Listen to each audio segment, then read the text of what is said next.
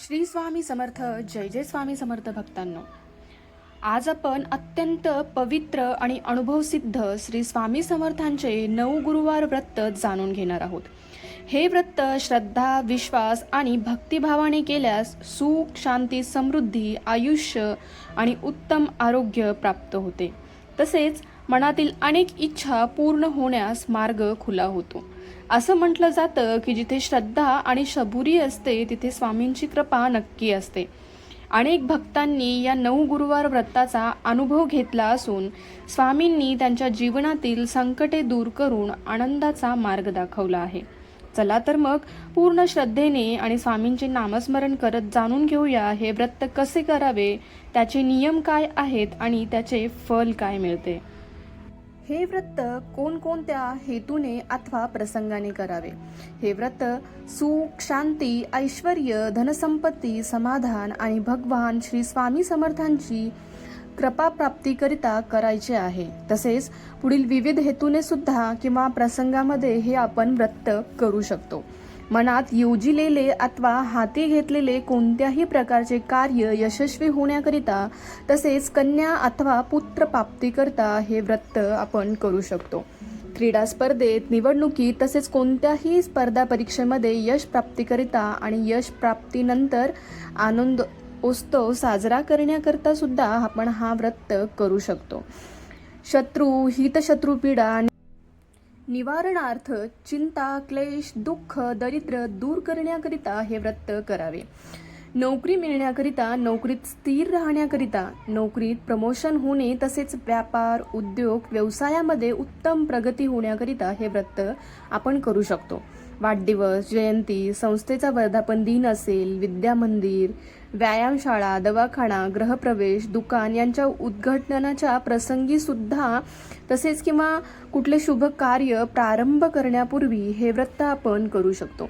खाजगी अथवा सार्वजनिक समारंभ प्रसंगी, मकर संक्रांतीच्या हळदी कुंकू जेव्हा असते त्या प्रसंगी तसेच कोणत्याही आनंदाच्या प्रसंगी, विविध उत्सव प्रसंगी हे आपण व्रत करू शकतो. तर आता आपण जाणून घेऊया की या व्रताचे नियम काय आहेत. या व्रताला कोणत्याही महिन्यात कोणत्याही गुरुवारपासून सुरुवात करता येते. 9व्या गुरुवारी व्रताचे उद्यापन करावे. आपल्या इच्छित कार्याचा संकल्प करूनच व्रताला प्रारंभ करावा. व्रत संकल्प फक्त पहिल्याच गुरुवारी करावा. सूर्योदयाच्या वेळेस स्नान करून सुशुभित व्हावे. दिवसभर उपवास करावा. दुपारी दूध व फलहार अथवा उपवासाला चालणारे पदार्थ खावेत. संपूर्ण पूजा झाल्यानंतर स्वामींना नैवेद्य दाखवून रात्री उपवास सोडावा. स्त्रियांचा मासिक धर्म तसेच सोहेरे सूतक असल्यास व्रताचरण करू नये. फक्त उपवास करावा आणि श्री स्वामी समर्थ असे नामस्मरण करावे. जेवढ्या गुरुवारी अशा कारणामुळे व्रताचरण करता न आल्यास तेवढे अधिक गुरुवार करून 9 गुरुवारची संख्या पूर्ण करून त्या पुढील गुरुवारी उद्यापन करावे. अति महत्वाच्या प्रसंगी प्रवास करावा लागला तरीही उपवास सोडू नये. दिवसभर श्री स्वामी समर्थ या मंत्राचा जप करावा. मात्र हा गुरुवार गृहीत न धरता पुढील गुरुवारी व्रत करावे. व्रताच्या दिवशी एकादशी, महाशिवरात्री, अमावस्या यासारख्या पूर्ण उपवासाचा दिवस आल्यास फक्त उपवास करावा. तो गुरुवार गृहीत न धरता तेवढे अधिक गुरुवार करून त्यानंतर उद्यापन करावे. शेजारी, नातेवाईक, मित्रमंडळी यांना सहकुटुंब, सहपरिवार दर्शनाकरिता आणि तीर्थप्रसादाकरिता बोलवावे. हे व्रत कोणत्याही जाती धर्मातील स्त्री पुरुषांना आणि मुलामुलींनाही करता येते. साप्ताहिक केल्यास अधिक उत्तम. पूजेकरिता सुपारी, फळे, उत्तम फलाची प्राप्ती असावी. फुले, अगरबत्ती, धूप सुवासित असावे. दिवा शुद्ध तुपाचा असावा. पूजेला बसताना व्रतकर्त्याचे तोंड पूर्व दिशेने आणि देवाचे मुख पश्चिमेला असावे. हे व्रत स्वतः करता करावे अथवा सहपत्नीक करावे अथवा इतरांकडून करून घेऊन श्रवण करावे.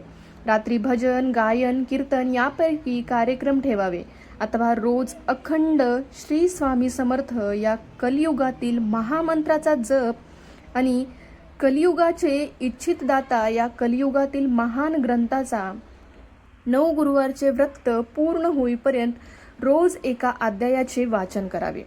व्रताचे दिवस तसेच उद्यापनाचे दिवस दर्शनार्थ आणि तीर्थप्रसाद घेण्याकरिता येणाऱ्या प्रत्येक स्त्री पुरुषांना 9 गुरुवारच्या व्रतपोथीचा एक प्रत सप्रेम भेट म्हणून द्यावी. 9 गुरुवारचे व्रत पूर्ण होईपर्यंत रोज कावळ्याला दही भात ठेवावा, मुंग्याला चिमूटभर साखर ठेवावी, गाईला चारा घालावा, कुत्र्याला चपाती द्यावी, गरिबाला शिजलेले अन्न द्यावे आणि अशा प्रकारे पंचमहायज्ञ करावा. उत्तर पूजा. व्रताच्या दुसऱ्या दिवशी सकाळी स्नान करून धूप दीप दाखवावा. श्री स्वामी समर्थांची मूर्ती व्यतिरिक्त इतर पूजा साहित्यावर यांतो देवगणाः सर्वे पूजमादयां पार्थिवीं इष्टकाम प्रसिद्धयर्थ पुनरागम याचना असा मंत्र म्हणून अक्षदा घालाव्यात. निर्माल्य वाहत्या पाण्यात सोडावे अथवा वड पिंपळ सारख्या मोठ्या झाडांच्या बुंद्याशी ठेवावे. पूजेत मांडलेल्या नारळाच्या सुवासिनींची ओटी भरावी. घरात देवापुढे ठेवलेला नारळ फोडून त्याचा व फळांचा प्रसाद करून खावा. प्रत्येक गुरुवारची दक्षिणा एकत्र सांभाळून ठेवून उद्यापन झाल्यावर श्री स्वामी समर्थ मठ किंवा मंदिरातील दानपेटीत टाकावी. पूजेची मांडणी कशी करावी तर पूजेसाठी चौरंगा एवढी जागा गाईच्या शेणाने सारवावी अथवा गोमूत्र, गंगाजल, गुलाब पाणी याने पुसून घ्यावी. त्यावर हळद कुंकूने स्वास्तिक चिन्ह काढून तेथे चौरंग ठेवावे. चौरंग सभोवती रांगोळी काढावी. चौरंगावर भगवे अथवा पिवळे वस्त्र अंथरून त्यावर मध्यभागी गहू, अक्षदा, तांदूळ वर्तुळाकार पसरावे.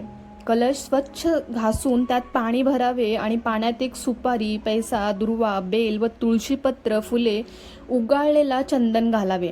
कलशाच्या तोंडावर 5 प्रकारच्या झाडांच्या डहाळ्या अथवा 5 झाडांची प्रत्येक 5 पाने, आंबा, जांभूळ, औदुंबर, पिंपळ, वड 5 प्रकारच्या झाडांची पाने, न मिळाल्यास आंबा, नागवेल किंवा बेल यापैकी कोणतेही पाने चालतील. फक्त वडाची पानेही वापरू शकता. समयी निरंजन अगरबत्ती लावावी. चौरंगाच्या अग्रभागी अनुक्रमे प्रत्येकी 2 याप्रमाणे 5 वेळा नागवेलीची पाने ओळीने मांडावी.